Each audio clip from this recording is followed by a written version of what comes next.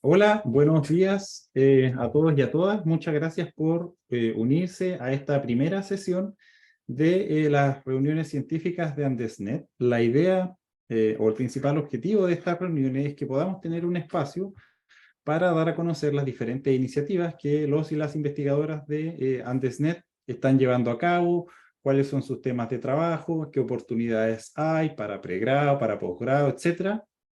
Y en esta primera instancia queremos darle las gracias a Marcos, a Ivo y a Felipe, quienes van a empezar con esta sesión. Nosotros estamos grabando ahora la sesión, la vamos a subir también en la misma página web donde hemos ido subiendo toda la información y todas las reuniones anteriores.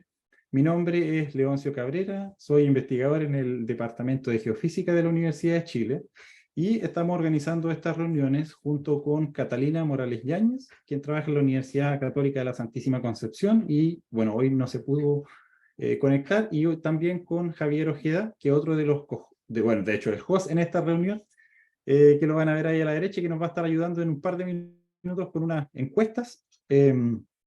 La idea general de esto es que, como aparece acá en el slide de fondo, vamos a tener 3 presentaciones de 12 minutos cada una. Van a haber 3 minutos para preguntas.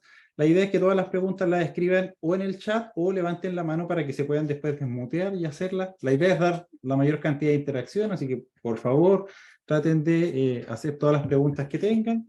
Y vamos a poner también en el chat algunas encuestas que construyó Javier, que están orientadas a ver cuáles pueden ser los mejores horarios para continuar con las reuniones, ver si lo mantenemos en este horario, si lo movemos a las 6 de la tarde, etcétera, porque al final todas las personas tenemos acá diferentes horarios, entonces la idea es encontrar el que más nos acomode. De igual forma, las reuniones van a quedar grabadas, pero obviamente como el objetivo es tener más interacción, los invitamos a que participen acá. Así que no sé si Javier quiere lanzar la primera encuesta rápida para ver de qué área es la mayor cantidad de personas que hay acá. Eh, Ahí está la Ahí encuesta está. que abrió Javier. Dale tú, Javier. Sí, ahí está la encuesta. Bueno, básicamente el resultado es que hay más gente de Faulting and Earthquake Cycles, la línea de investigación de terremotos, pero también tenemos presencia de integrantes de Lansley and Seascape y Magmatic Drivers of Eruption. Lo más interesante es que la mayoría de todos están familiarizados con la línea de investigación, así que esa es una buena noticia, pero por otro lado también esperábamos que esta iniciativa llegara a más estudiantes, así que promovemos a que en las próximas reuniones el link lo puedan enviar a estudiantes o investigadores de posgrado o postdoctorantes que no estén realmente naturalizados con lo que es AndesNet y SZ4D, y así poder incrementar esta comunidad. Solo acotar que creo que es positivo que en la opción de qué es esto, que la pusimos como por si acaso, fue idea de Javier, no hay ningún voto hasta ahora, así que, como bien dice Javier, toda la gente está familiarizada. Podemos ir pasando a las presentaciones. Quiero agradecerle nuevamente a Marco, a Ivo y a Felipe, quienes nos van a dar 3 presentaciones en esta primera instancia, y vamos a comenzar con Marcos Moreno, quien es profesor en la Pontificia Universidad Católica de Chile y pertenece al grupo de Faulting and Earthquake Cycles, así que, ay, tiro un spoiler. Marcos, si nos puedes compartir tu pantalla, por favor, y empezar con tu presentación. El telón ahora es todo tuyo, así que muchas gracias. Muchas gracias, Leoncio, y agradezco también a todos los organizadores por la invitación. ¿Se ve la pantalla? Sí, se ve Sí, se súper ve bien. perfecto. Ya. Bueno, mi nombre es Marcos Moreno, soy profesor de la Pontificia Universidad Católica de Chile, acá en Santiago, y lo que les voy a mostrar hoy en día es un resumen de la línea de investigación en la cual he estado enfocado en los últimos años y algunos resultados que hemos tenido en algunos proyectos también en los últimos 3, 4 años. El principal objetivo de mi investigación es tratar de tener mayor conocimiento de los procesos que controlan el ciclo sísmico de los grandes terremotos de subducción, principalmente estos grandes terremotos como el terremoto del 2010, todos estos grandes terremotos que se acumula la energía y se libera en contacto entre las placas, pero también estoy interesado en monitorear, por ejemplo, actividad en fallas corticales también, como la Liquiñovsky, falla San Ramón. Y para esto trabajo dentro de un grupo interdisciplinario y nos enfocamos principalmente en 3 pilares fundamentales, que es obtener observaciones, tanto sismológicas, geodésicas, geológicas, sismológicas, analizar estos datos con técnicas, por ejemplo, como análisis de serie de tiempo, machine learning, todas las inversiones de datos de GPS, y para finalmente todas estas señales poder modelarlas a través de modelos numéricos para entender la física que produce estos procesos.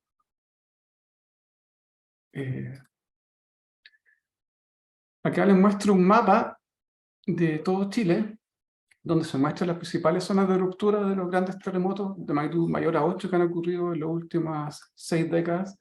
Y ustedes pueden ver que claramente destaca la gran zona de ruptura del terremoto de 1960 en el sur, que llegó desde la península de Arauco hasta el punto triple, con una ruptura de más de 1000 kilómetros, y con un slip estimado de casi 40 metros, un terremoto gigante, que es el terremoto más grande que ha sido registrado por la sismología moderna hasta ahora.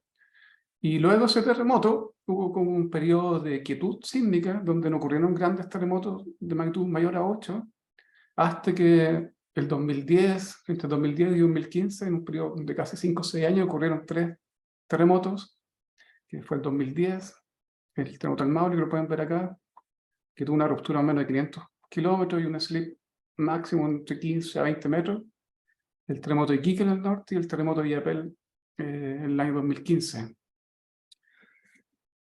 Y lo importante es que este gran periodo de quietud entre 1960 y la ocurrencia de estos terremotos en la última década nos permite y nos permitió, por ejemplo, investigar cómo son los procesos de la acumulación de la energía sísmica en un periodo intersísmico tardío, y también ahora podemos ver, por ejemplo, cómo el periodo post-terremoto y cuando la placa se vuelve a reacoplar. Y si comparamos, por ejemplo, estas zonas de rupturas, vemos que hay varios segmentos en el margen chileno donde no han ocurrido grandes terremotos en las últimas décadas, y si eso lo comparamos con la distribución de las rupturas históricas que están marcadas acá, las principales, podemos definir al menos 3 brechas sísmicas importantes. Por ejemplo, en el norte de Chile, donde ustedes se fijan, no había una ruptura de un terremoto reciente, y los puntos grises que vemos acá son la sismicidad que ha sido registrada en la última década. Ustedes se fijan que el último terremoto que ha ocurrido en el año 1877, y la sismicidad tiende a tener como una forma de elipse, y no hay mucha sismicidad, ¿cierto?, debajo del piso oceánico, que es la parte donde se acumula energía. Entonces estaría diciendo que esta zona sí está acoplada. Lo mismo ocurre, por ejemplo, en la laguna sísmica de Atacama, donde el último terremoto fue en 1922. Ustedes se fijan, la sismicidad, no hay grandes rupturas y la sismicidad no se distribuye debajo del piso oceánico. Y algo similar ocurre en Chile Central, donde el último gran terremoto que rompió hasta la fosa y produjo un gran tsunami fue en el año 1730. Y usted se fija que la sismicidad no llega hasta la fosa, y hay una parte acá que uno podría asumir así, solamente viendo la distribución de sismicidad, que podría estar mecánicamente acoplado. Entonces, todo esto gaps sísmicos no sabemos cuándo se van a romper, pero como son procesos cíclicos, tarde o temprano va a ocurrir un terremoto que rellene estas lagunas sísmicas. Dentro de nuestro trabajo en los últimos años nos hemos dedicado a compilar y a procesar y analizar datos de las estaciones continuas que hay tanto en Chile como en Sudamérica. Y aquí les puedo mostrar un mapa con la distribución de estaciones continuas que hay, tanto en Chile como en Argentina. Y en Chile hoy en día hay más de 120 estaciones de GPS continuas. Por ejemplo, aquí podemos ver los triángulos verdes, que son las operadas por el Centro Sismológico Nacional, que son más de 120 estaciones. Y esas están complementadas con algunas otras redes, por ejemplo, como la de IPOC en el norte, redes de UNAFCO, estos triángulos rojos.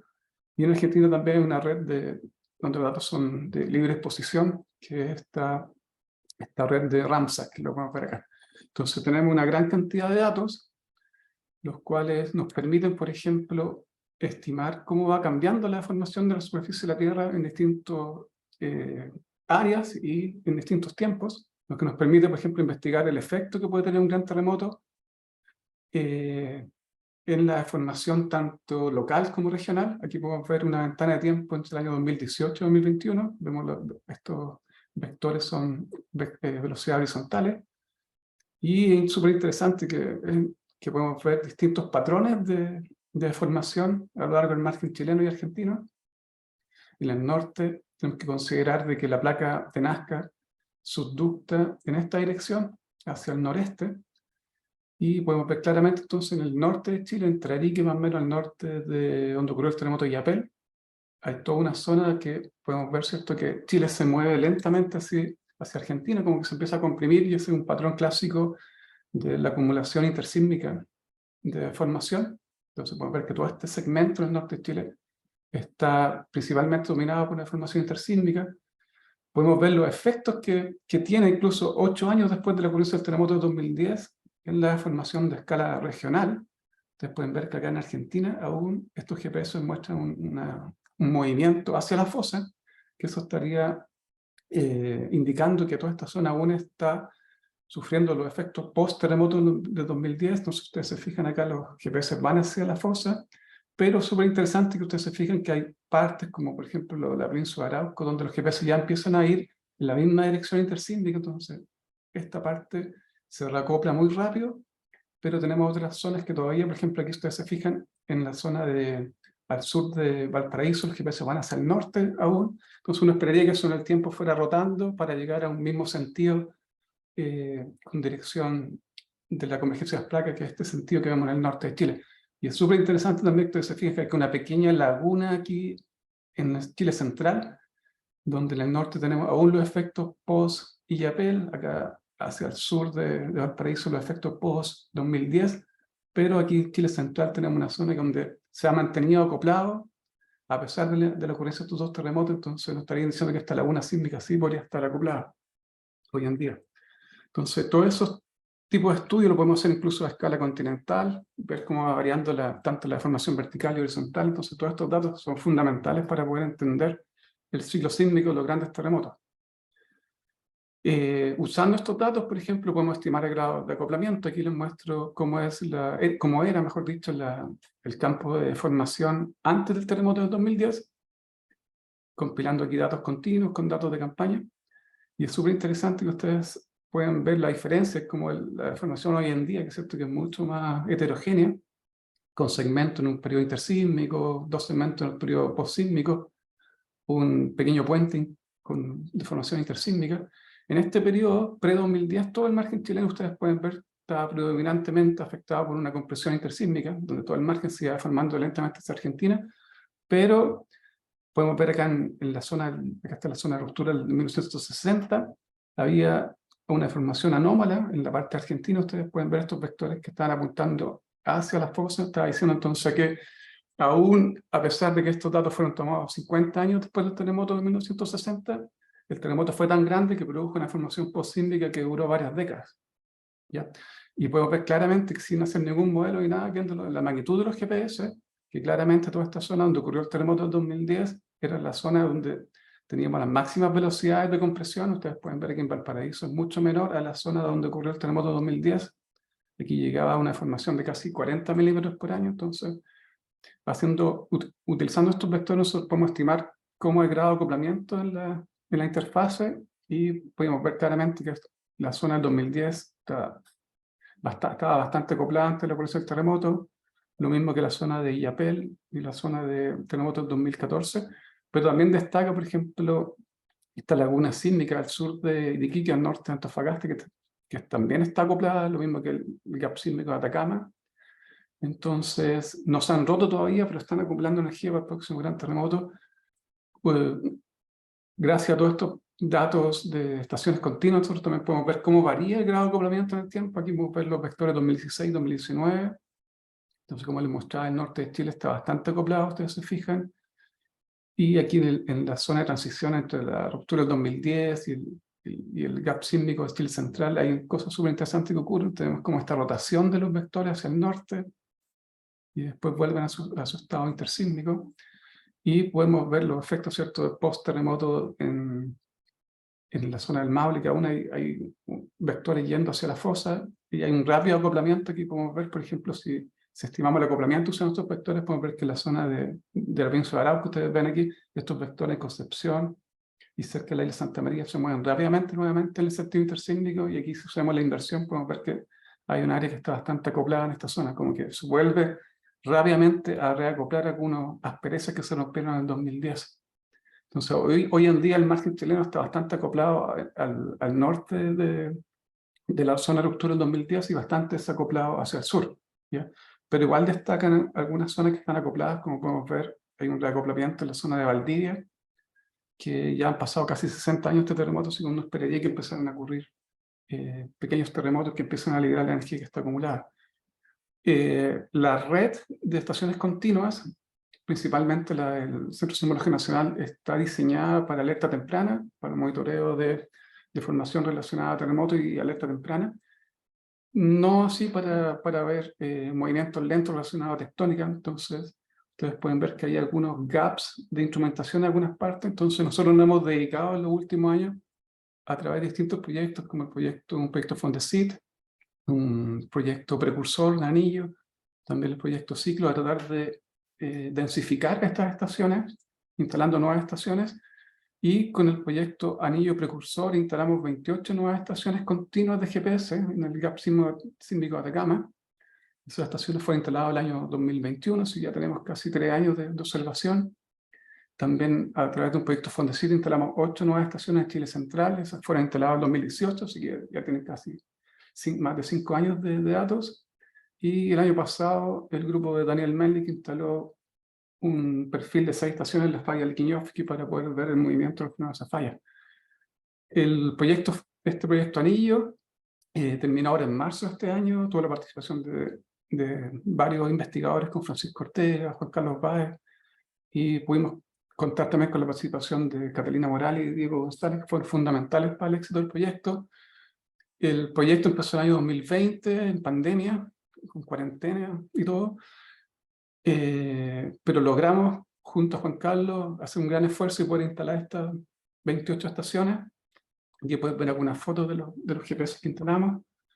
También, junto con este experimento, instalamos una red temporal de 85 sismómetros, y todos esos datos hoy los analizamos, y tenemos ahora un trabajo que está liderado por Diego González, el cual está aceptado en GRL, donde presentamos los resultados preliminares, o los primeros resultados de este experimento, donde ustedes pueden ver aquí está toda la red de 85 estaciones sismológicas y todos los GPS que instalamos que complementan la red nacional y nos da la red más densa de GPS que tenemos en Chile.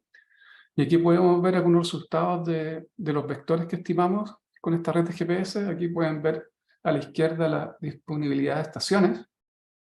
Cada uno de estos es una estación, y esta franja dice cuánto tiempo ha estado generando datos cada una de estas estaciones. Entonces, si se fijan, nuestro proyecto empezó más o menos a fines del 2020, entonces ustedes pueden ver claramente que a partir de 2021 tenemos una gran densificación de estaciones, tenemos mucho más estaciones, y eso es gracias a nuestro proyecto. Así que todos estos datos es como una inversión hacia el futuro para poder investigar mejor cómo es la deformación en este segmento. Y aquí podemos ver algunos resultados preliminares que se ve claramente súper bonito, como hay un gradiente de deformación hacia el norte. Ustedes se fijan aquí en la zona de Yapel, aún tenemos un poco de efecto post-terremoto, y la velocidad tiende a ver un gradiente donde va aumentando la velocidad hacia el norte, y está bastante claro que hay un gradiente, y aumenta, por ejemplo, en Antofagasta ya una velocidad de casi 40 milímetros por año. Utilizando esos datos, por ejemplo, podemos estimar el grado de acoplamiento actual que tenemos en este gap sísmico, y se ven cosas súper bonitas, por ejemplo, que hay una área bastante acoplada aquí, una pequeña aspereza, justo en la zona donde ocurrió este terremoto de Huasco de 2020. Entonces pueden ver de que este terremoto de Huasco se localizó justo en la parte de transición, o digamos la parte más profunda donde termina esta aspereza, y eso lo hemos visto en distintos lugares donde ocurren estos terremotos que ocurren debajo de la fosa, justo debajo de una zona que está bastante acoplada, y eso principalmente porque la mecánica hace que si una zona está trabada, va bajando y empujando los bordes, y esos bordes tienden a ser en una zona donde las rocas tienen menor resistencia, entonces ahí se van produciendo estos terremotos de magnitud moderada. Y podemos ver en el norte una gran zona acoplada hasta más o menos al sur de Paposo, tal. Y hay bastantes cosas interesantes. Aquí podemos ver de que la subducción de este ridge de Copiapó como que separa estas dos zonas acopladas, pero no así en el norte la subducción del ridge de Taltal. Entonces hay efectos distintos que puede hacer la subducción de un ridge en la distribución de la sismicidad y acoplamiento. Y aquí podemos ver el mapa de sismicidad. Logramos identificar más de 30.000 eventos. En verde están los eventos repetidores que tienen características similares. Y hay cosas súper interesantes como estas elipses que tienden a rodear estas zonas que están bastante acopladas, y tenemos como estos franjas donde la sismicidad llega hasta la fosa, por ejemplo, que podrían ser como barreras, y todas estas zonas que están con baja sismicidad son las zonas que están bastante acopladas. Entonces, esperamos poder continuar con este monitoreo, y son datos bastante interesantes.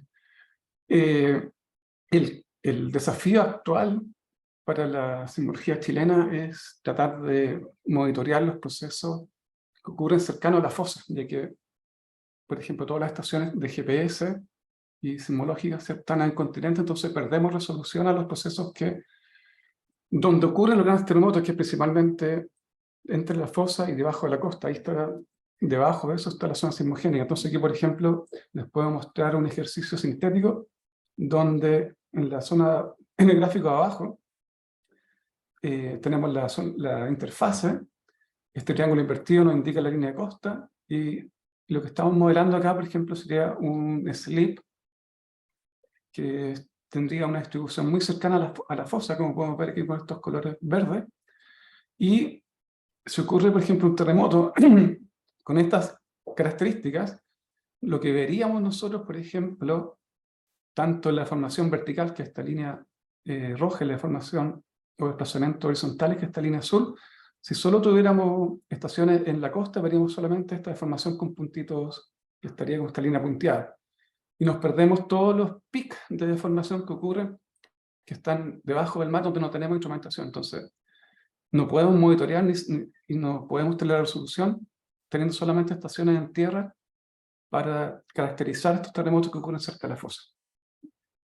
Y eso es sumamente importante, ya que, por ejemplo, no podemos saber realmente hasta dónde llega la zona acoplada, si llega o no hasta la fosa, y eso es importante para poder estimar si se está acumulando energía, por ejemplo, que podría generar un gran tsunami cuando se libere. Dentro de este desafío, en el año 2020 presentamos un proyecto de Fondequip mayor, en el cual nos unimos con los oceanógrafos del IMO y distintas universidades en Chile para tener un sistema integrado de observación del océano profundo. Este es un esquema de la plataforma que estamos instalando, donde podemos ver que mezclamos ciertas líneas oceanográficas con distintos equipos oceanográficos para medir temperatura, corriente, CO2, con 5 sensores de presión, los cuales nos van a permitir ver cómo cómo baja o cómo sube el piso oceánico, es decir, si hay alzamiento o subsidencia en el piso oceánico. Y este es el diseño del equipo. Lo instalamos en la parte norte del gap sísmico de Atacama, y pusimos 4 equipos en el piso oceánico del continente, siguiendo un perfil, y pusimos un equipo también en la placa de Nazca. Y esto es los distintos equipos oceanográficos, que son súper importantes para poder integrar nuestros datos de sensores de presión, ya que los sensores de presión también son muy sensibles, por ejemplo, a los cambios de densidad, a la temperatura del agua. Entonces, teniendo estos equipos en la misma perfil, nos permiten poder filtrar, por ejemplo, todo el efecto oceanográfico y quedarnos con el efecto tectónico. Y este proyecto tiene 3 líneas de investigación. Tiene una línea de investigación oceanográfica física, una línea de investigación del cambio climático, ya que también vamos a instalar distintos sensores por ejemplo, de CO2, temperatura, de oxígeno. Entonces nos va a permitir monitorear cómo es el aumento de la temperatura en distintos a distintos niveles de la columna de agua en el océano profundo. Y la tercera línea de investigación es la nuestra, que tiene relación a los procesos que producen los grandes terremotos. Aquí pueden ver un ejemplo de este sensor de presión. Esta es una esfera, la cual se monta en un trípode y se instala en el piso oceánico y permite ver los cambios de presión que tiene la columna de agua.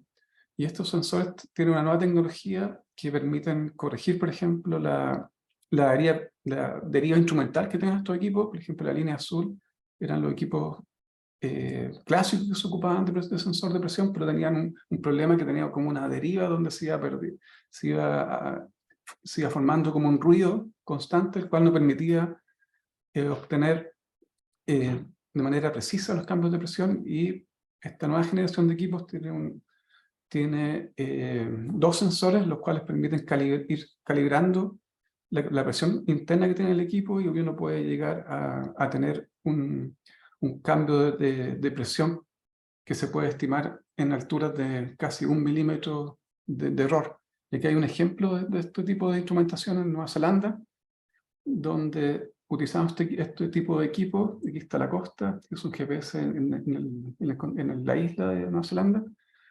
Pudieron notar que estos sensores de presión mostraron que el piso oceánico estaba subiendo. Entonces aquí pueden ver esta flecha. Entonces les permitió detectar un terremoto lento que estaba ocurriendo en esta zona. Entonces eso es lo que nosotros esperamos poder detectar, por ejemplo, terremotos lentos o los mismos grados de acoplamiento o el movimiento relacionado a un terremoto.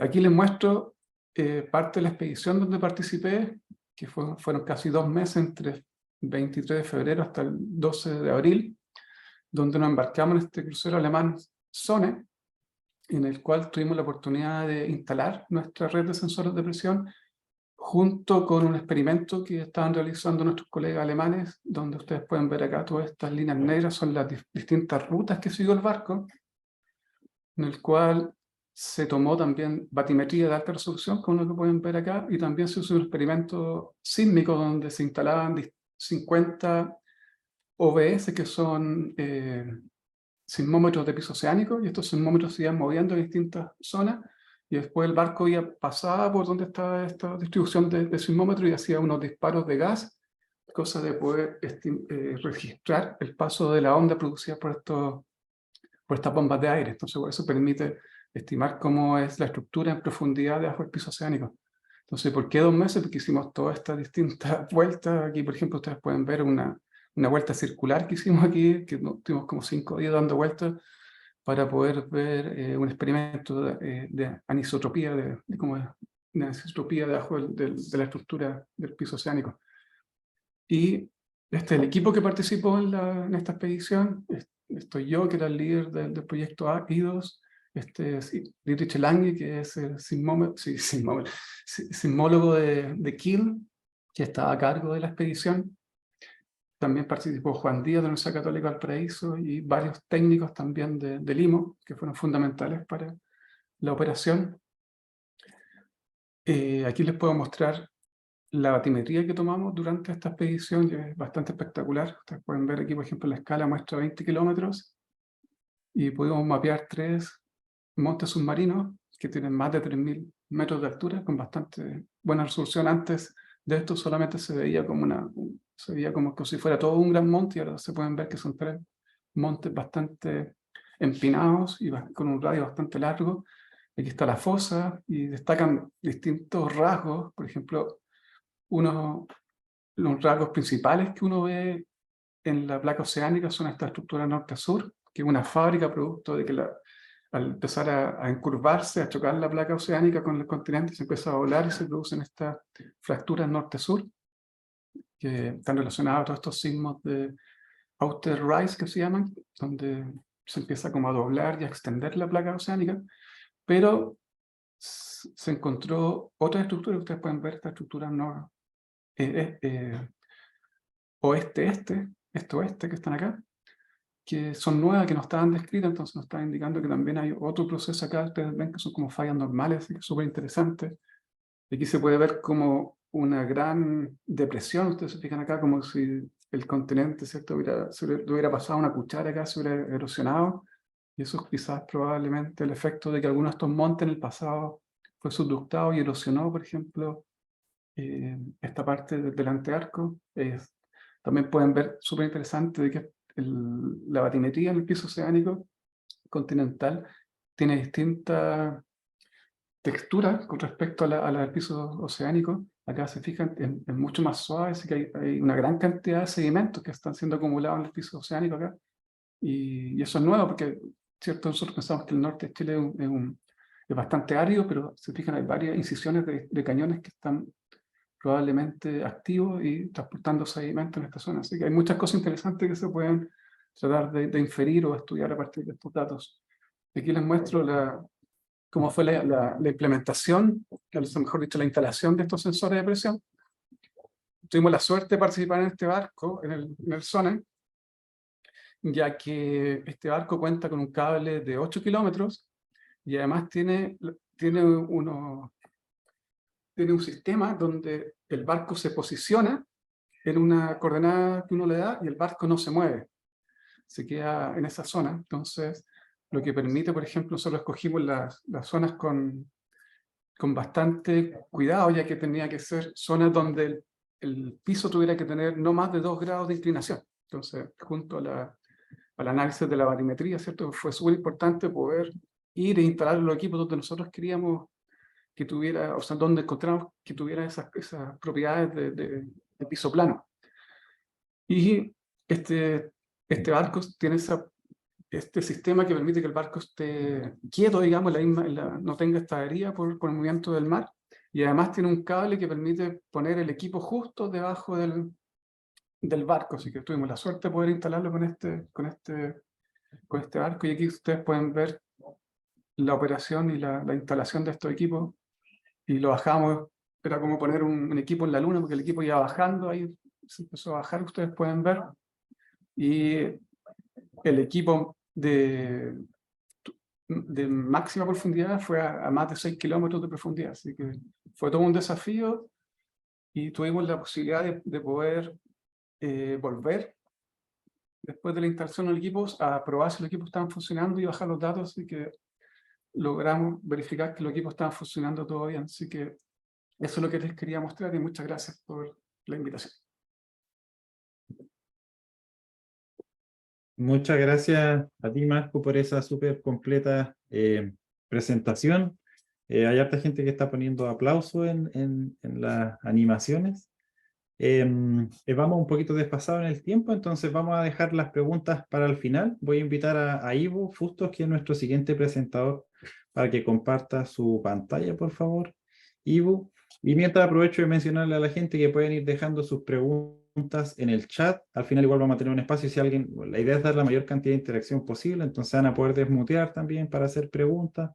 Así que por favor vayan pensando en sus preguntas. Yo tengo preguntas para Marco igual, pero movámonos primero a Ivo, que ya está compartiendo. Así que bueno, Ivo, Ivo Fustos es académico en la Universidad de la Frontera en Temuco, y Ivo, te damos las gracias por participar en esta primera reunión. Así que adelante. Ya, hola a todas y todos.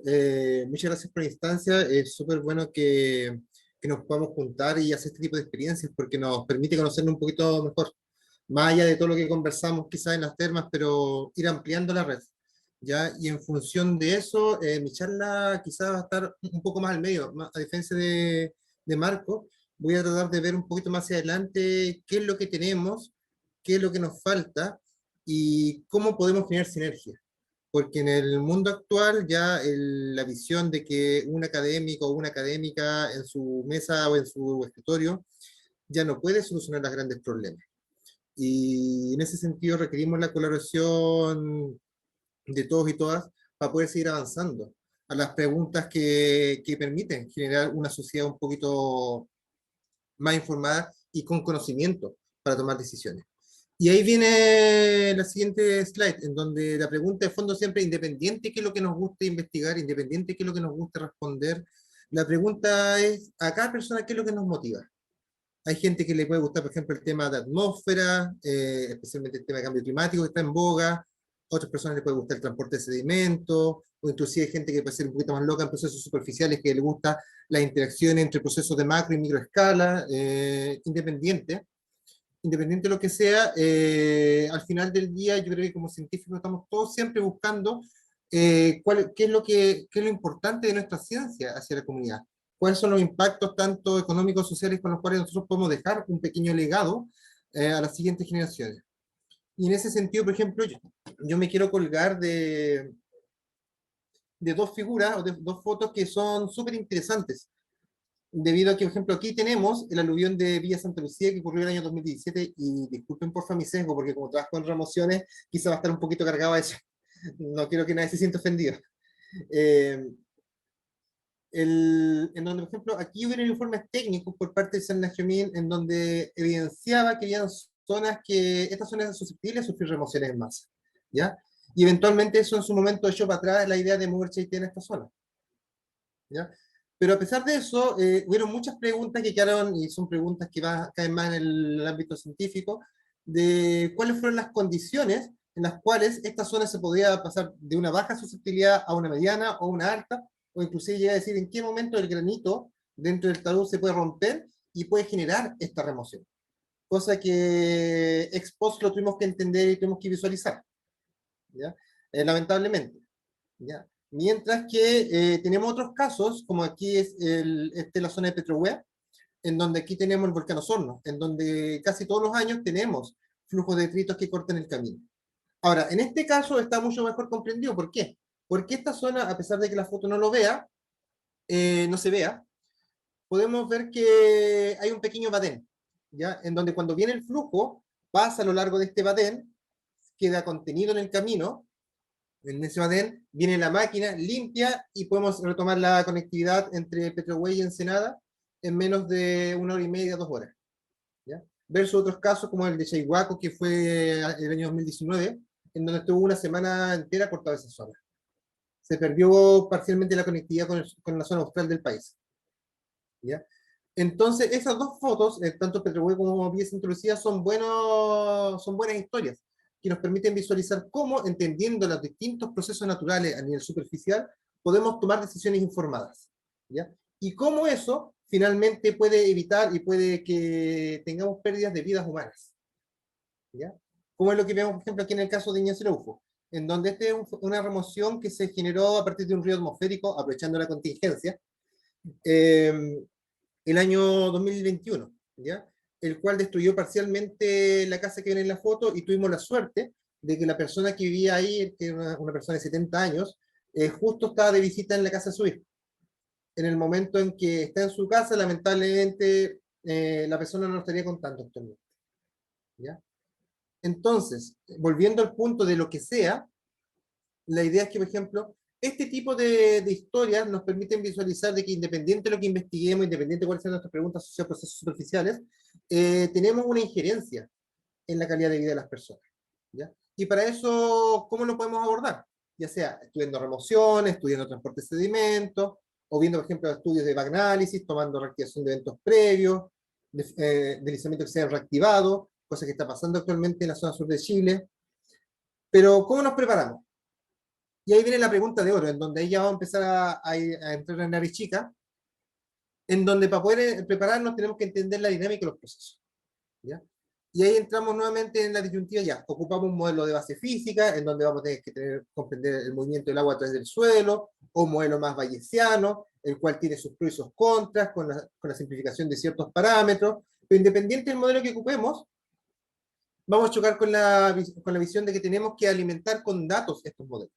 Y ahí empezamos ya de nuevo a tener el problema de la cobertura de información, lo cual normalmente nosotros como comunidad siempre estamos hablando de eso, pero también la falta de información per se es una oportunidad, más que una falencia, ¿ya?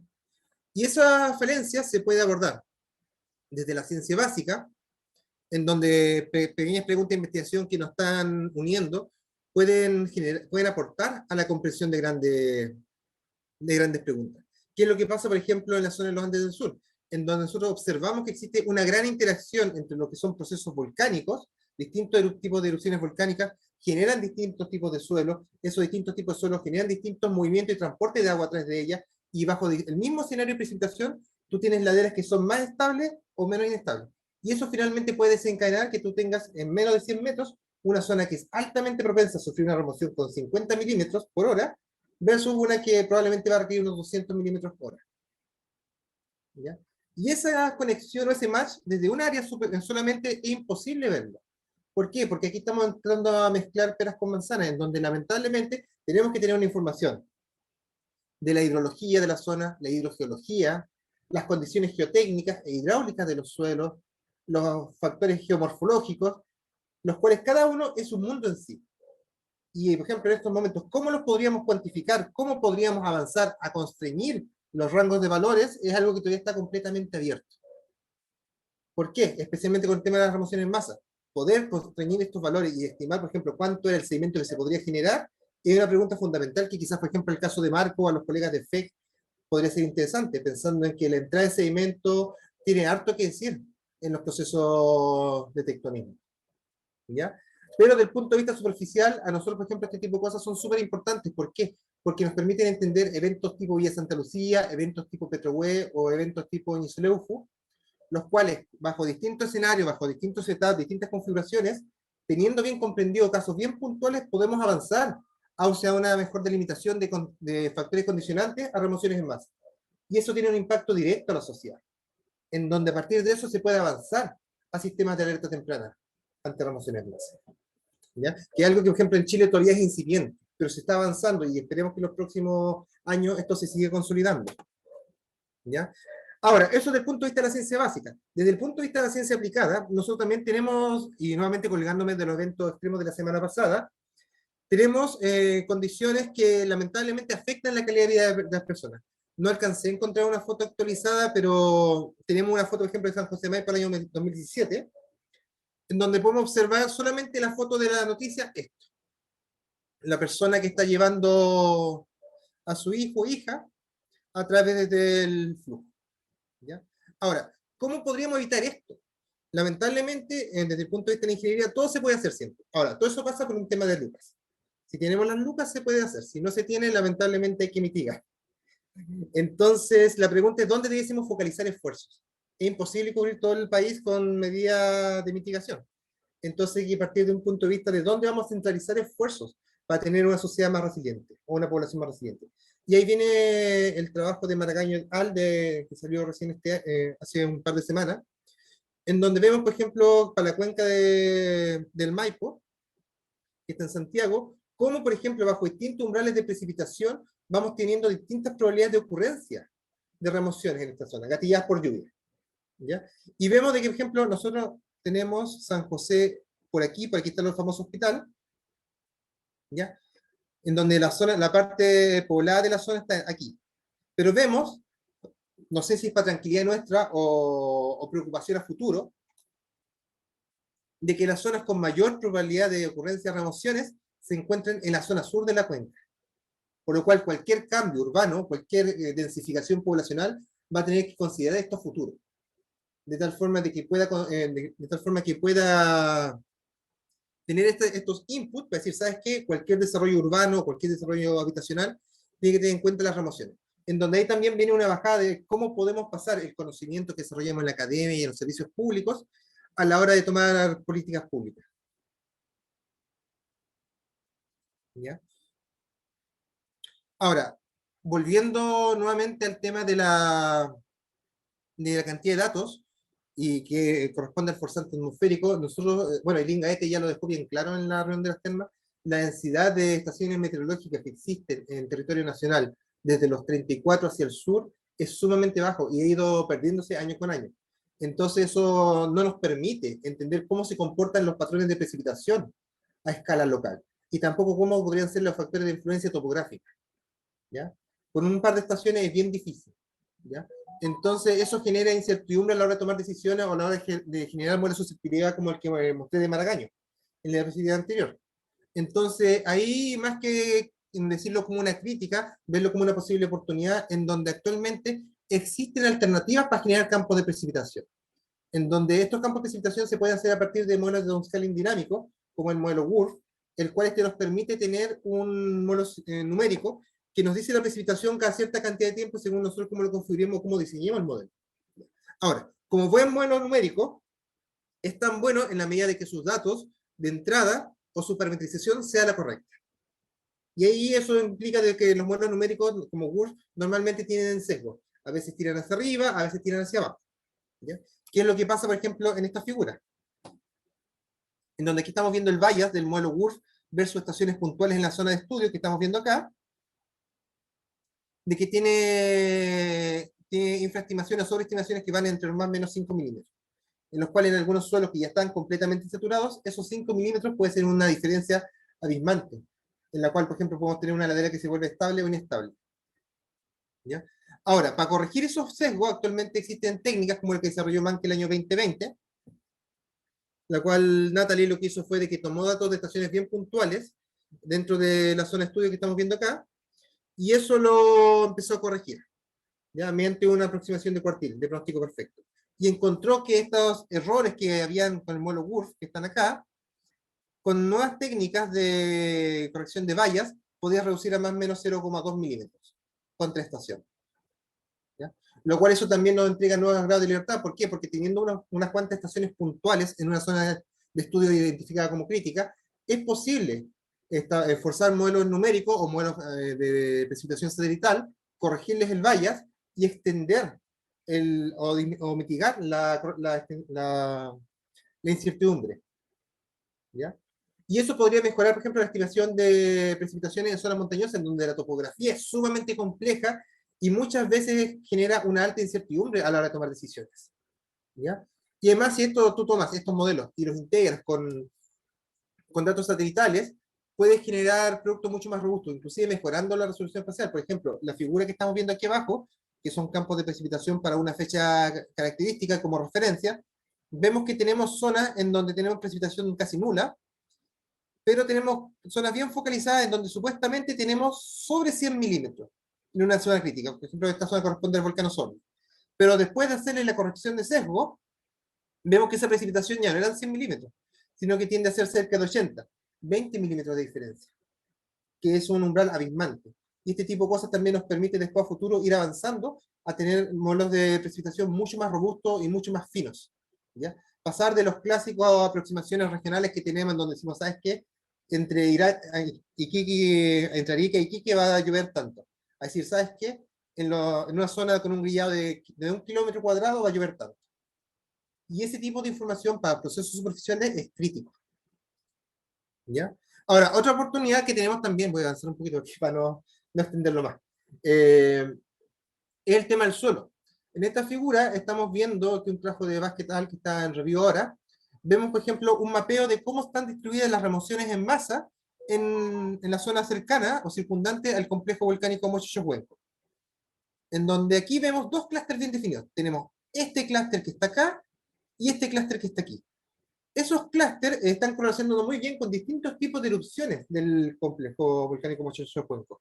Hacia el norte, el clúster norte corresponde a remociones asociadas netamente a la unidad, en el Tume, que es una de las unidades más antiguas de suelos de este volcán, y hacia el este tenemos una superposición de distintas erupciones, en donde tenemos efectos de la Pirihueco, tenemos la Guagum, la Enco, las cuales cada una tiene sus distintas propiedades hidráulicas, y cada una controla de distintas formas cómo se va moviendo el agua a través de ella.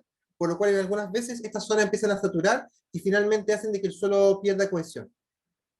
¿Ya? Y si a eso le sumamos de que esta zona está altamente controlada por procesos glaciares, tú tienes planos de debilidad que son finalmente la roca, la cual la roca al estar pulida, funciona como plano deslizante, propiciando la generación de remociones. ¿Ya? Ahora, ¿cuánta masa de esas remociones que se generaron pueden llegar finalmente al trench? Es una pregunta que todavía no lo entendemos. Y cómo el agua está controlando a escala local estos procesos, peor aún. ¿Ya? Ahora, tenemos también otra oportunidad de que, por ejemplo, teniendo constreñido los dos casos anteriores, especialmente el tema de lo que es el suelo y lo que es la precipitación, podemos avanzar hacia la detección. Nuevamente llegamos al tema de que la falta de información de datación de procesos superficiales es súper escasa. Especialmente el tema de remociones en masa, en donde no tenemos capacidad de decir, ¿sabes qué? Tengo un inventario, un catálogo de 100.000 remociones. sino que, por ejemplo, podemos avanzar a partir del uso de herramientas computacionales como el Machine Learning, en donde se pueden clasificar y datar remociones, a partir del histórico que se puede tener a partir de Sentinel-2 o las imágenes Lance, ¿ya? En donde ese tipo de resultados han llegado, por ejemplo, Morales et al. El 2022 indicó que para la zona de la Patagonia puede llegar hasta el 0,9, el hit rate, ¿ya? Mientras que, por ejemplo, otras propuestas de sistema de alerta temprana estamos llegando a 0,80, 0,77, ¿ya? Lo cual eso también lo hace factible de ser implementado como un sistema de alerta temprana, lo cual entonces, teniendo descripción de base de datos de remociones bien caracterizadas con fecha, lugar y condiciones geomorfológicas, más condiciones de precipitación, se puede avanzar hacia un sistema de alerta temprana ante remociones en masa inducidas por lluvia o relapse, ¿ya? Entonces, ese tipo de cosas, para ir cerrando, son cosas que hemos ido avanzando en la Universidad de la Frontera y estamos completamente abiertos, por ejemplo, a extender lazos de colaboración, de tal forma de que podamos atacar en conjunto las preguntas que tenemos aquí en la zona sur, en la zona central del país. En lo cual, por ejemplo, Marco en la presentación pasada dio un buen ejemplo de cómo la colaboración entre colegas de la Chile, de la UACH, de Limo y de actores externos podían aportar a resolver grandes preguntas. Y en este caso, por ejemplo, en la comunidad de procesos superficiales, podríamos avanzar ahí. Y en ese sentido, por ejemplo, yo ofrezco los desarrollos que tenemos aquí en la UFRO para que podamos generar colaboración y podamos generar sinergia, ¿ya? Por ejemplo, el sistema de alerta temprana que estaba mostrando recién, lo tenemos corriendo cada 24 horas para la región de los lagos, ¿ya? Y aquí estamos entregando la salida bajo solicitud, si alguien está interesado, y, y dentro de los próximos meses, gracias a un FONDEF que adjudicamos recientemente, vamos a pasar a cubrir la zona de la 9ª a la 10ª región, teniendo toda la zona sur ya cubierta con un sistema de alerta temprana ante remociones ya a nivel preoperacional, ¿ya? Ahora, quiero ser súper claro con esto, en que, por ejemplo, este sistema, a pesar de ser automatizado, nunca va a reemplazar a un geocientista experto. Solamente puede servir como un apoyo de toma de decisiones en el estado actual que tiene este producto. Y esperamos que en los próximos años, espero que menos antes de 10 años, podamos pasar ya a un apoyo tangible a organismos locales o regionales, ¿ya? Como un complemento a las labores de alerta. De tal forma de que, por ejemplo, actores locales puedan tomar decisiones informadas basadas en ciencia, ¿ya? Ahora, ¿cuáles son los desafíos que tenemos en estos momentos, ¿ya? Dentro de la comunidad? Y así donde podríamos ver, y pidiendo perdón si es que me estoy adosando una palabra que no me corresponde, ¿ya? Actualmente existe una escasa disponibilidad de base de datos, la cual, por ejemplo, es un gran problema que creo que es transversal para toda la comunidad chilena, pero existen alternativas basadas en Machine Learning o muestreo cooperativo, en el cual podemos subsanar eso. Además de eso, existen muchos modelos que consideran que los medios son homogéneos, por lo cual no consideran la variabilidad de suelo. Y eso es algo que se tiene que ir integrando con el tiempo, ¿ya? Y a partir de esas limitaciones o desafíos, ir buscando, por ejemplo, qué cosas nos podrían unir, ¿ya? Y en ese caso, por ejemplo, yo lo que propondría a futuro, ver, por ejemplo, cómo podemos generar mecanismos de intercambio de información, ¿ya? O, por ejemplo, generar alternativas de experiencias de comparación de modelos, experimentos de intercomparación de modelos de distintas universidades sobre un punto crítico que la comunidad lo define como tal, ¿ya? O bien, por ejemplo, una zona definida como crítica, considerar una densificación instrumental a partir del instrumental que cada universidad tiene o cada servicio público tiene en sus zonas, ¿ya? Pero para esos desarrollos futuros es necesario conversar. Y este tipo de instancias es súper buena. Y agradezco nuevamente a los chicos y a Catalina por la instancia y la oportunidad que nos están dando. Y para eso muchas veces también, bueno, ahí quizás va a ser un poquito más crítico, de repente la capacidad que tengamos de hablar por Zoom es súper limitada. Yo creo que las grandes ideas nacen con un vaso de cerveza y conversando de frente. Entonces, ahí yo creo que lo ideal sería futuro, si no es en el Congreso Geológico, ofrecer otras alternativas de reuniones de forma presencial, y en caso de que se piense o la comunidad piense que es pertinente, la UFRO estaría muy contenta de poner la casa en Pucón, para tener este tipo de vistas al finalizar las sesiones de trabajo. Muchas gracias. Muchas gracias a ti, Ivo. Aparecieron ahí un par de corazones y aplausos ahora, sobre todo con la última oferta de hacer una actividad ahí en Pucón. Eh, Gracias por el resumen. Vamos a seguirnos moviendo con la misma idea después de la presentación de Marco. Al final vamos a dejar un espacio para un par de preguntas. Así que mientras tanto nos movemos desde Ivo. Voy a invitar a Felipe Aguilera para que empiece a compartir su pantalla. Si te puedes desmutear, Felipe. Creo que Javier ya te puso como co-host. Ahí estamos. Te escuchamos súper bien. Bueno, Felipe Aguilera es profesor en la Universidad Católica del Norte y al igual que Ivo y Marco tuvo súper buena voluntad para poder participar en esta primera reunión. Así que te agradezco, Felipe. Al final vamos a tener espacio para las preguntas que vayan pensando, así que adelante. Gracias, Leoncio. Bueno, fui bien cuadrado respecto a lo que voy a presentar en el sentido del mail que nos mandaron. Así que espero no ser tan extenso porque fui bien breve, creo, dentro de todo. Pero esencialmente lo que les voy a mostrar es un poquito una parte de lo que fue cuando nosotros defendimos esta aplicación al panel internacional de Milenio.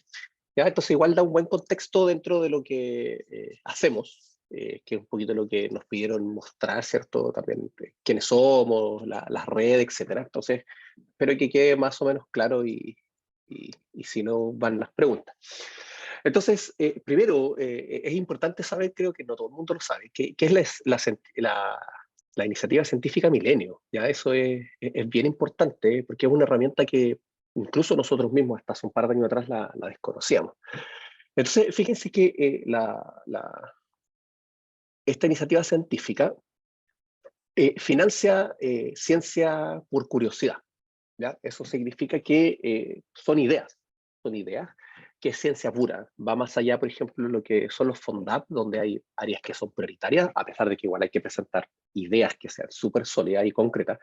Pero esto pueden ser ideas que van más allá de las prioridades que presente el Estado. Entonces, eso también ayuda en el fondo poder tratar de presentar iniciativas que tengan que ver con una ciencia incluso mucho más aplicada de lo que a veces esperamos o de lo que buscamos hacer.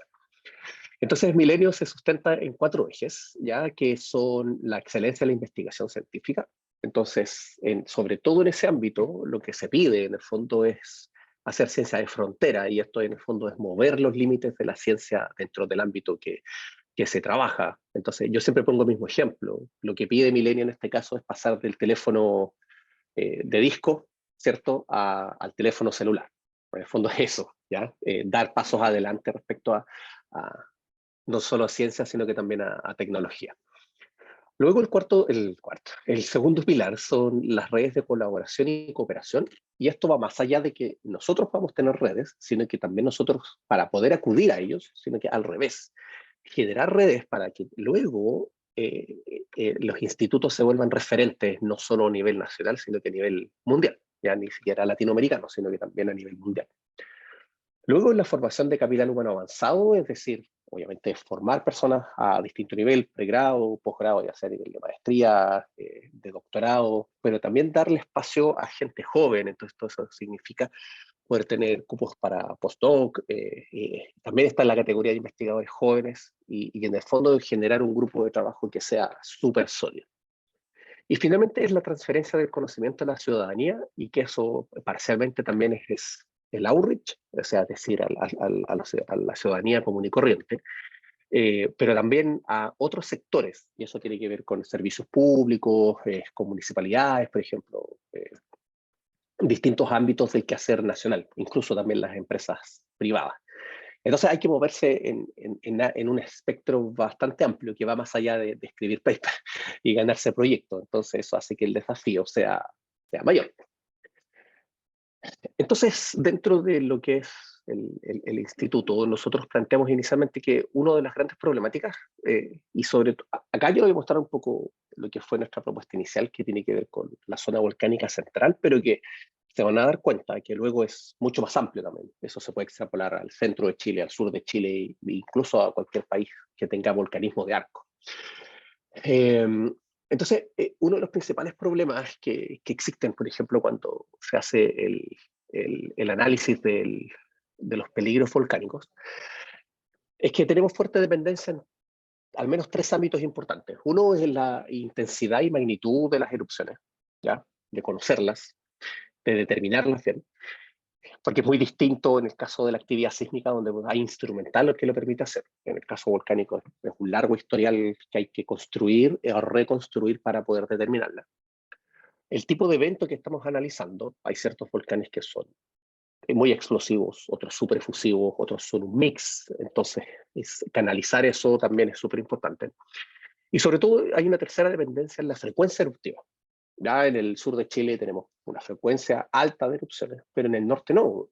Pero eso también conlleva a que muchas veces esas erupciones poco frecuentes tienden a ser súper catastróficas. Entonces presentamos escenarios que son súper distintos.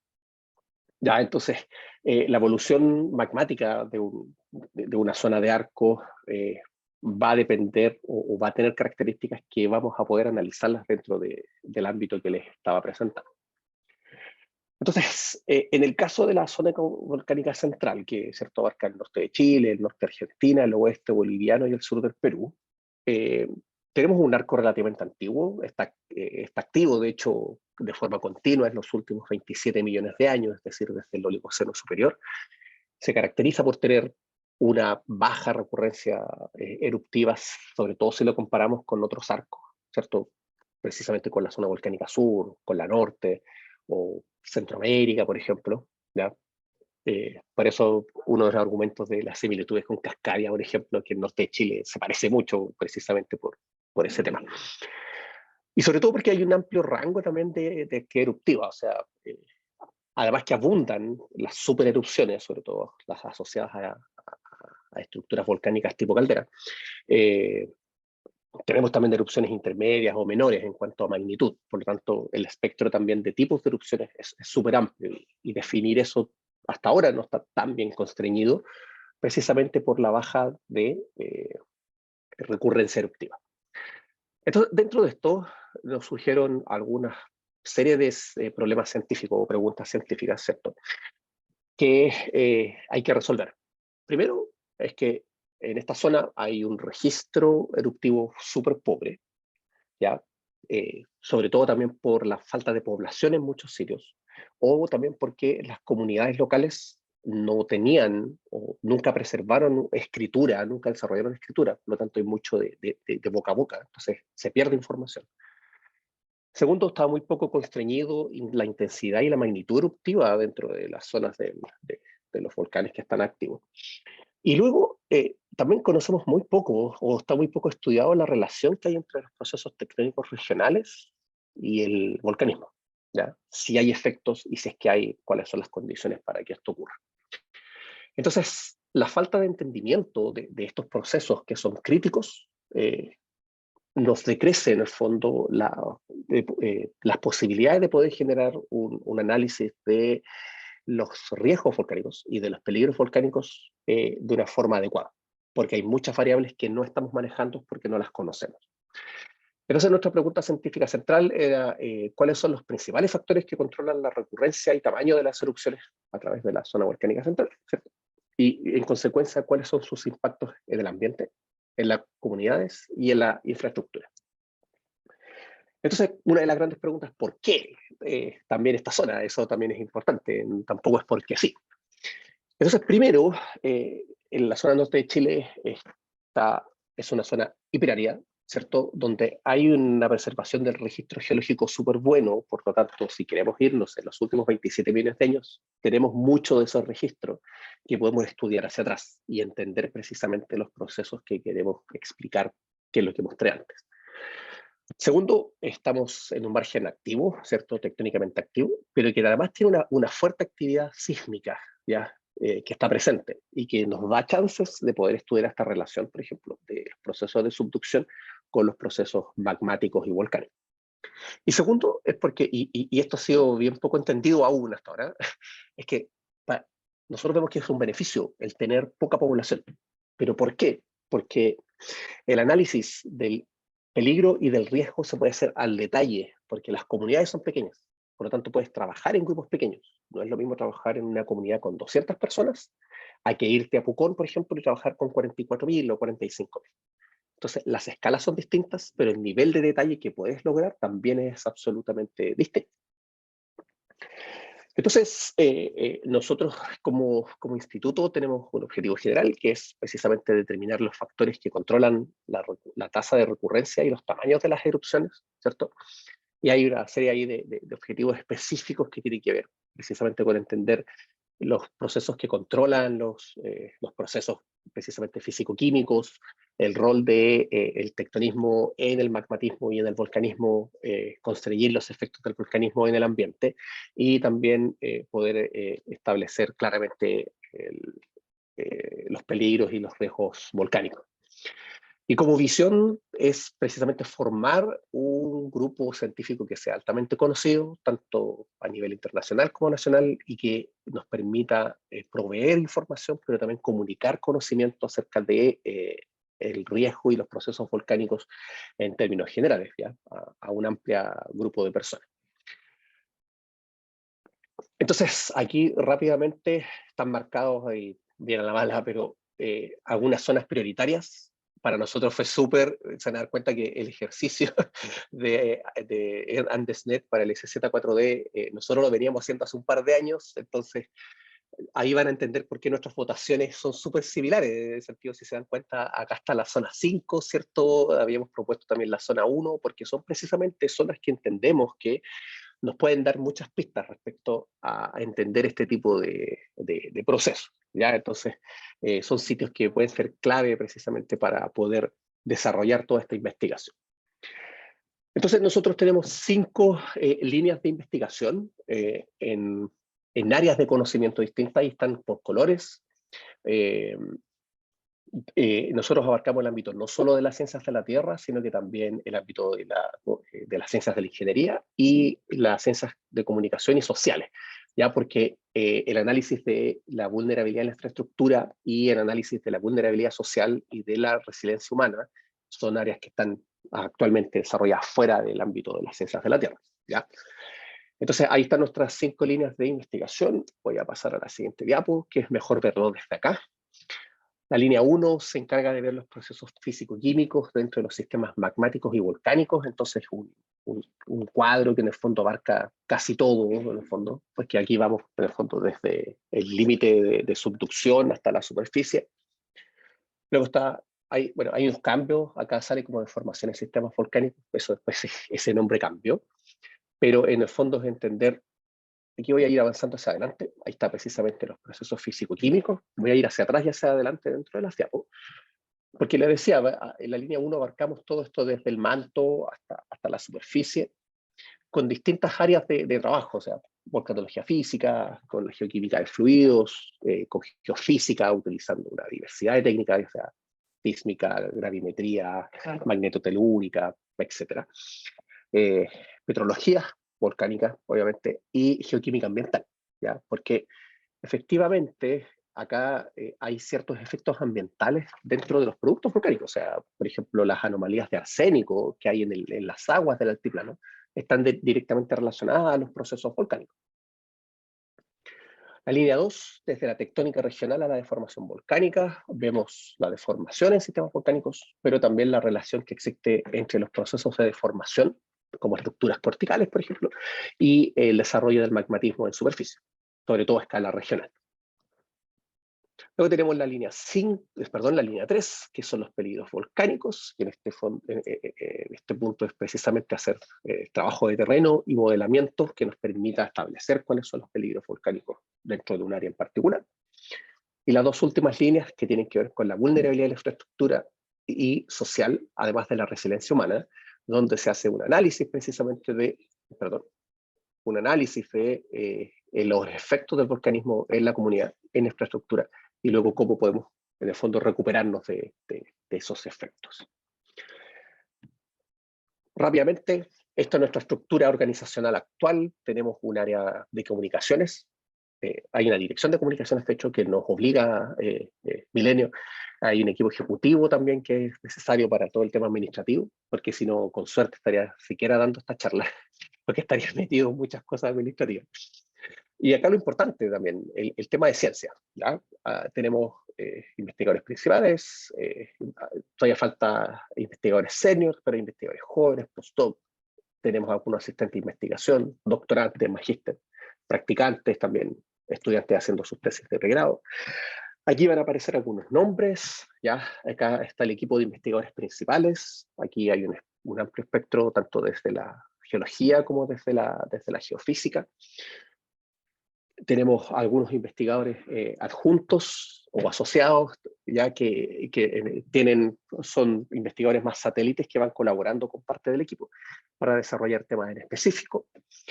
Investigadores jóvenes que para el caso de los hombres deben de tener menos de 40 años, para el caso de las mujeres menos de 45 años, en algunos casos pueden estar contratados directamente por el instituto y en otros casos están asociados a ciertas universidades y trabajan también con nosotros.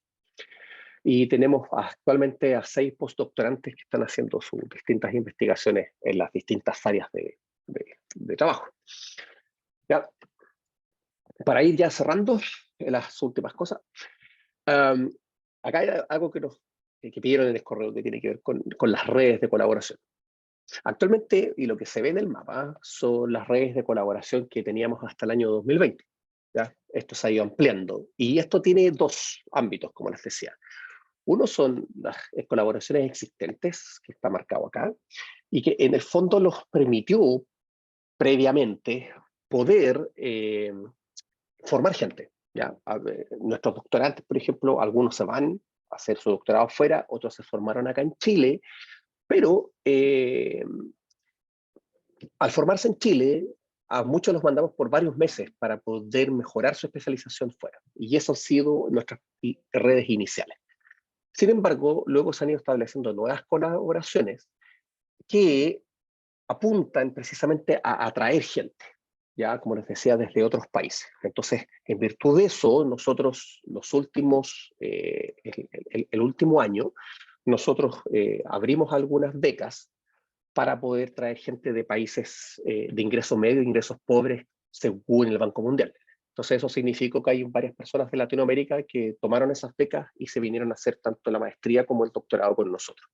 Y la idea es ir expandiendo esto a distintos otros países, sobre todo países donde no está la oportunidad de formarse, ¿ya? Imagínense que en Centroamérica, salvo el caso de Costa Rica, el resto no hay grandes accesos a una educación de posgrado, sobre todo en volcanología. Entonces, estamos dentro de ese ámbito involucrándonos. Ahí rápidamente aparecen donde también nos conectamos, es decir, como les decía, el último pilar tiene que ver no solo con la ciencia, sino que cómo esta ciencia se transfiere a distintos ámbitos. Entonces, estamos trabajando con servicios públicos, con instituciones privadas también, con niveles educacionales preescolar y escolar, con las comunidades y sobre todo con los medios de comunicación. Y muy importante, tenemos un plan de equidad de género. Tenemos 2 estadios de poder llegar a ese punto.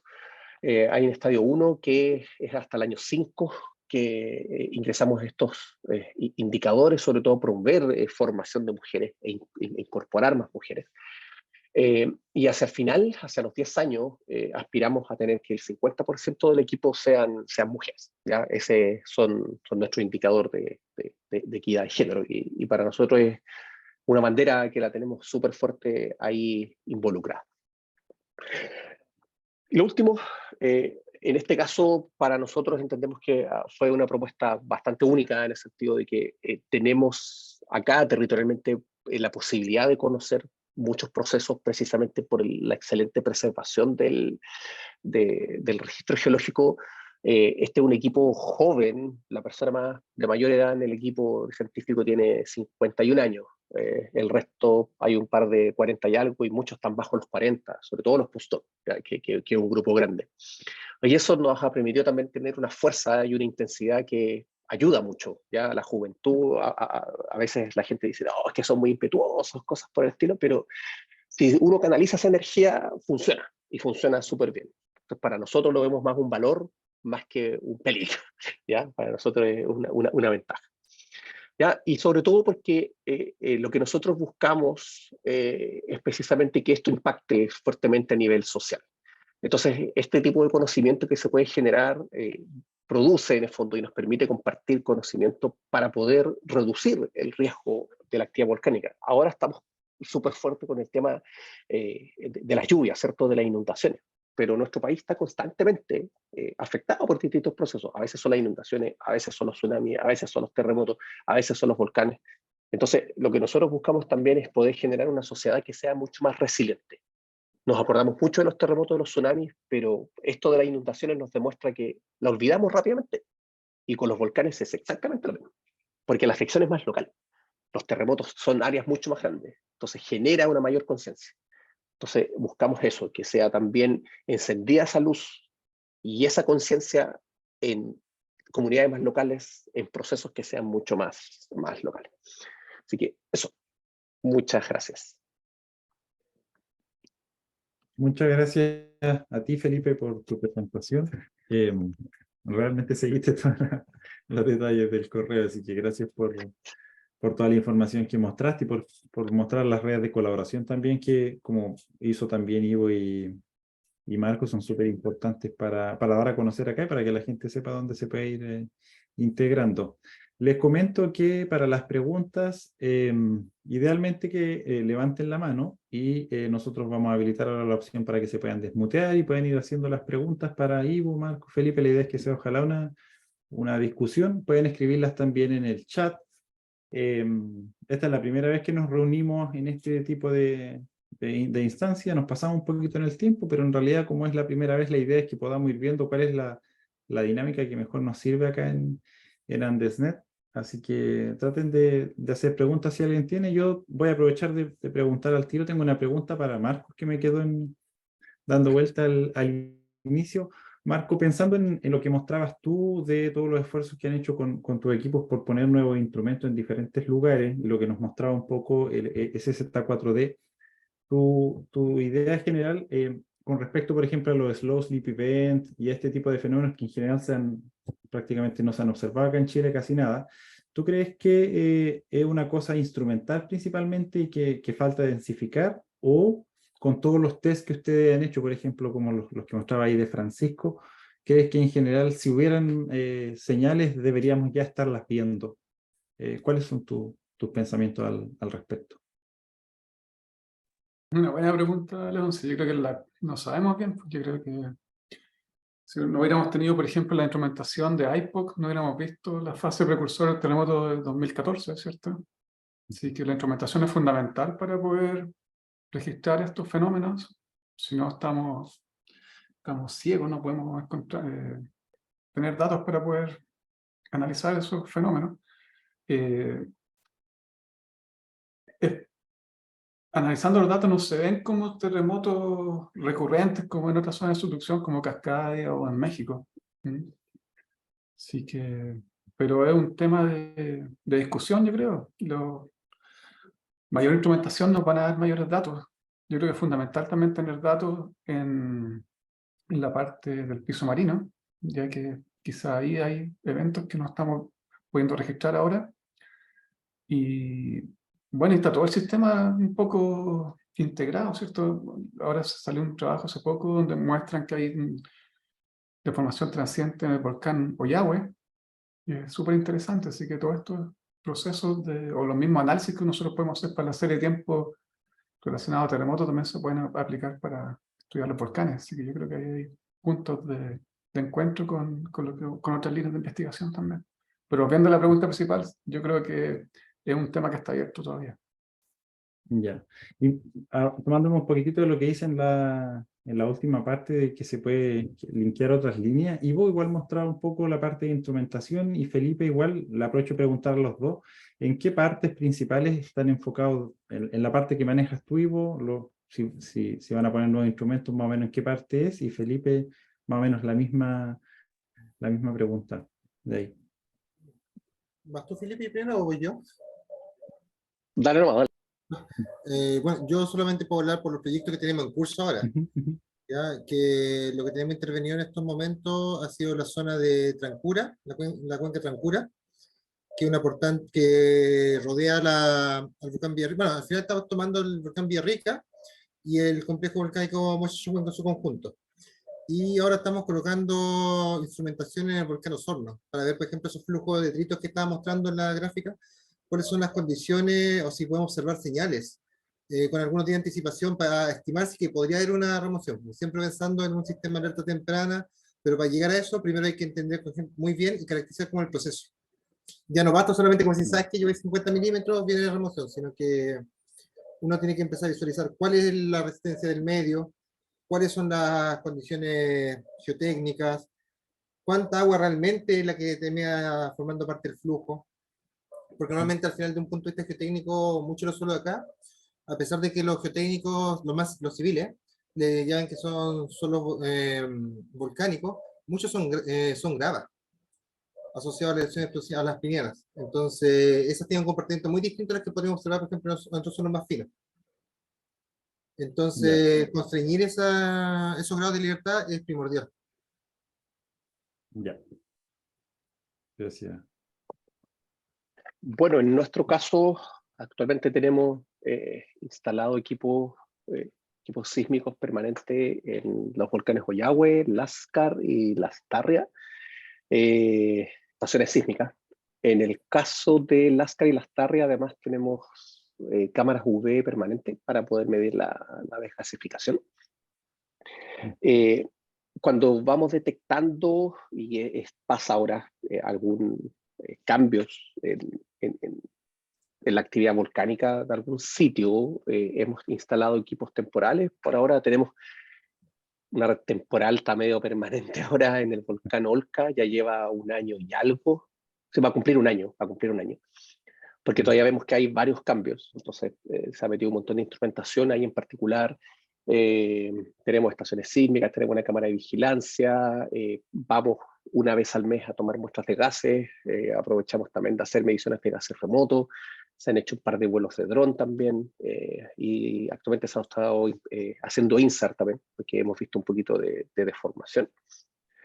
En el caso de más que instrumental, pero sí que vamos constantemente vigilando ciertos volcanes, es con imágenes satelitales, con Landsat. Entonces ahí nuestros focos están en los que tienen actividad termal permanente. Entonces ahí están los volcanes Lascar, está Planchón Peteroa, Villarrica, Copahue principalmente, y hasta cuando estuvo ya con actividad Nevados de Chía. Eso también tenemos algunos partners, porque es un sistema que podemos trabajar con otras personas. Entonces, del Instituto Geofísico del Perú trabajan con lo mismo, pero los volcanes Sabancaya y Ubinas.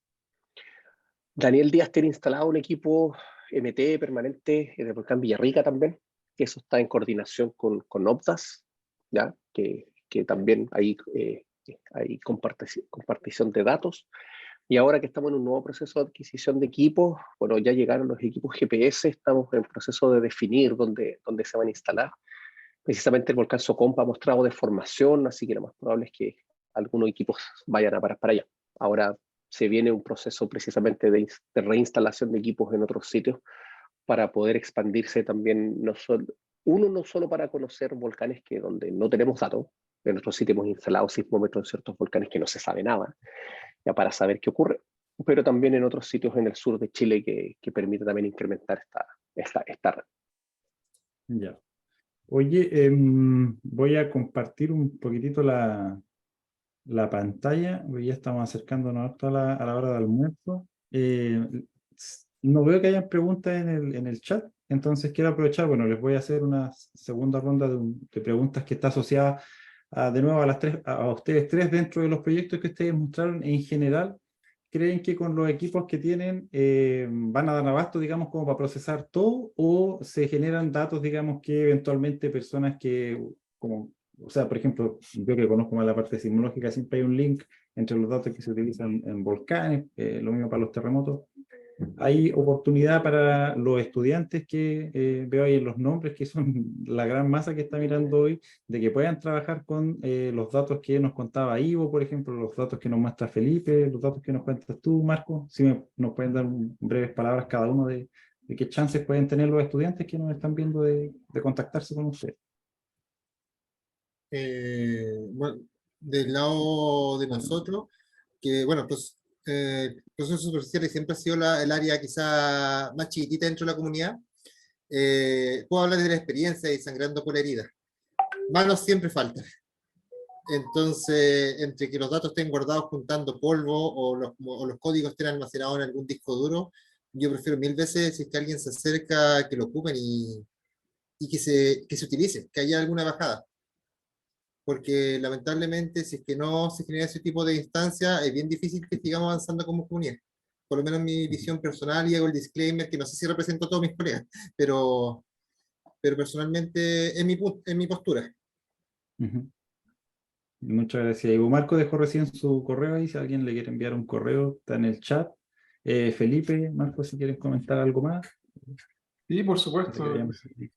trabajar con estudiantes es fundamental para poder avanzar, ya que no damos abasto con nosotros los que estamos más ocupados, así que bienvenidos todos los estudiantes y para si quieren hacer tesis o pasantía acá con nosotros, que me escriban nomás para ver las posibilidades. Incluso participar en terrenos también, cosas así.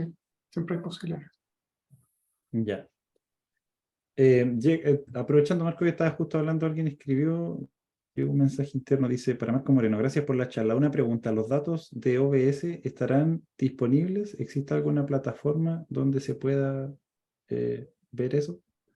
Pueden enviar, lo pueden enviar para todas las personas abiertas en el chat. Los No datos sé de si OS están bajo la mano, yo creo deberían que- estar disponibles porque todos los datos que se generan en el mar, por ley, tienen que quedar una copia disponible para Chile. ¿Ya? Yo no estoy trabajando con esos datos de OBS, así que la pregunta ahí tendrían que hacerse, la voy a escribir acá el nombre, a Dietrich Lange, de Geomar, de Ya, la ciudad de Kiel, de Alemania. ¿Ya? Pero ya, en teoría bueno, sí deberían estar disponibles. ya. Excelente, muchas gracias. Ah, Rogelio, ahí apareció que, no sé, papelado. Felipe, ¿tú quieres agregar algo? Sí, por supuesto. O sea, bueno, nosotros venimos con una política hace rato de publicitar todas las tesis, memorias, como se llama, de forma pública. Siempre estamos recibiendo gente de otras universidades que no tienen ligación directa con la UCN, con la Universidad de Chile o con la Universidad de Conce, que son las tres instituciones albergantes, sino que también de otras, ¿ya? Siempre hemos tratado de fomentar eso. De hecho, nosotros tenemos una estructura piramidal, no una estafa piramidal, en el sentido de que Importante. va incrementándose la cantidad de personas mientras el nivel, en fondo, es más bajo. O sea, la mayor masa de cantidad de personas son de estudiantes de pregrado haciendo precisamente sus memorias o sus tesis. Porque lo que dice Marco, o sea, abunda tanto dato y hay tantas cosas por hacer de que ahí son chances. Entonces, claro, después viene un nivel de magíster, doctorado, que cada vez son menos, por razones obvias, ¿cierto? Pero siempre, o sea, siempre va a ser absolutamente necesario y están siempre las oportunidades. O sea, también a veces ofrecen cursos precisamente para que la gente se vaya interesando y vaya aprendiendo. Así que obviamente ahí dejé mi correo, la página web también del instituto, siempre abiertos a recibir cualquier propuesta. Siempre llegan, de hecho, propuestas para poder desarrollar temas y tratamos de cubrir lo que más se pueda. A veces los tiempos no alcanzan mucho, pero siempre hay personas con la voluntad de poder guiar gente, estudiantes principalmente. Ya. Bueno, les extiendo los agradecimientos siguiendo lo que nos había comentado Ivo de potenciales reuniones. Voy a aprovechar de pasar aquí un poquito de spoiler de este evento que están organizando en la Universidad de Concepción, que es el segundo congreso de amenaza sísmica, va a ser en agosto. Importante, mañana es el deadline para el envío de resúmenes. Ahí van a haber talleres igual.